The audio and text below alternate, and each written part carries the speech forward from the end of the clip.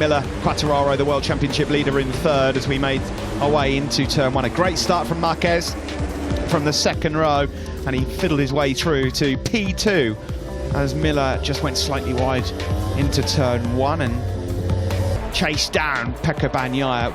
Even thought about a move on the opening lap into turn number 3. Fabio Quartararo started to fall back through the pack, just could not get any rhythm going. Iker Lecuona went through on him, Brad Binder likewise. Unfortunately for Lecuona though, a mistake from him meant that he then dropped back a few places.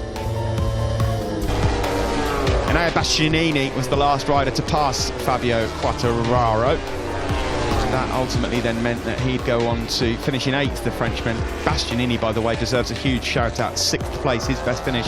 Jack Miller was in 5th, and Aleix Espargaro took a very solid 4th place here today to back up his 3rd at Silverstone. Joan Mir eventually came through to win the battle for 3rd place to get himself another podium, but ultimately was quite disappointed with the inability to be able to fight for victory here today. But it was all about the 2 men out front in terms of the show and who was going to fight for victory. Bagnaia held strong for 19, 20 of the 23 laps, and then the attacks started coming from Marc Marquez over the final 3 laps. 14 overtakes, 7 attempts from Marc Marquez, and they were all blocked. Here was one, and straight through at turn 5. Here was number 2, down at turn 14 and 15. And on the cutback, the answer from Pecco Bagnaia. Another coming here. And they just kept on coming as the laps ticked by.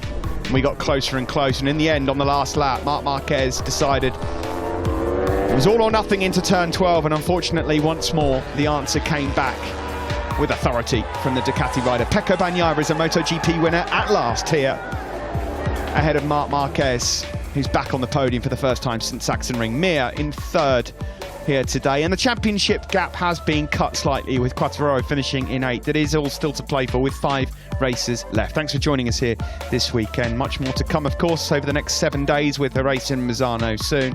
We'll see you then.